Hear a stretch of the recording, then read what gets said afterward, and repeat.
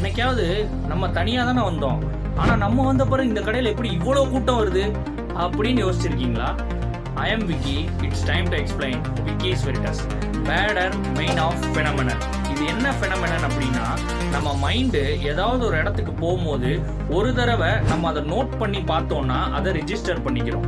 So திரும்ப நம்ம அதே மாதிரி கோஇன்சிடென்ஸா ஒரு இடத்துக்கு போகும்போதும் அது சம்பந்தப்பட்ட ஆளுகளை நம்ம சந்திக்கும் போதும் அன்னைக்கு இப்படிதான் நடந்துச்சு அப்படின்ற மாதிரி ஒரு ட்ரிகர் பாயிண்டையும் ஒரு ஹிட்டையும் நமக்கு கொடுக்கும். அதனாலதான் நம்ம யதார்த்தமா ஒரு நாள் ஒரு கடைக்கு போயிருப்போம், அங்க அந்த கடை வெறிச்சோடி இருந்திருக்கும், நம்ம போன பிறகு கூட்டம் வந்திருக்கும். அதை நம்ம மைண்டு பாரு நம்ம வந்த பிறகு கூட்டம் வந்துருச்சு அப்படின்னு ஸ்டோர் பண்ணிக்கும். அதுக்கப்புறம் கோஇன்சிடென்ஸா என்னைக்கோ ஒரு நாள் நம்ம திரும்ப போகும்போது கூட்டம் வரலைன்னா நம்ம அதை கண்டுக்கவே மாட்டோம். ஆனா ஒருவேளை கூட்டம் வந்துருச்சுன்னா நம்ம மைண்டு அன்னைக்கு நம்ம யோசிச்சதை நமக்கு ஒரு ஹிட் கொடுத்து நமக்கு ஞாபகப்படுத்தும் போது அந்த மாதிரி ஒரு பினாமினனை நம்ம நம்புறதா சொல்லப்படுது. இது பேசிக்காவே கோஇன்சிடென்ஸும் நம்ம பிரெயினோட ரெஜிஸ்ட்ரேஷன் கெப்பாசிட்டியை தான் காட்டுதுன்னும், இது பெரிய ஸ்பெஷல் பவர்ஸ்லாம் இல்லைன்னு சொல்லி நிறைய பேர் சொல்லிட்டு இருக்காங்க.